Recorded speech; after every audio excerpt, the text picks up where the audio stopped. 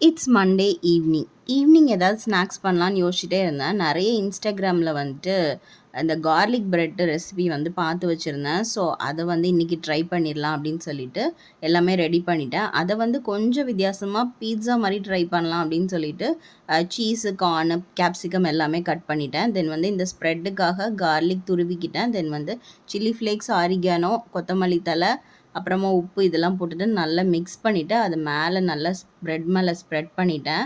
பண்ணிவிட்டு அதை தோசைக்கல்ல போட்டு மேலே வந்து ரெட் சில்லி சாஸ் கொஞ்சமாக ஆட் பண்ணிவிட்டு அப்புறமா கேப்சிகம், கார்ன், தென் வந்துட்டு சீஸு, அதுக்கு மேலே ஆரிகானோ இது எல்லாமே போட்டுட்டு டோஸ்ட் பண்ணி எடுத்தோன்னா சூப்பராக இருந்தது. பட் வந்து லாஸ்ட்டு அவுட்கம் வந்து நான் வீடியோ எடுக்க வந்து மறந்துட்டேன்.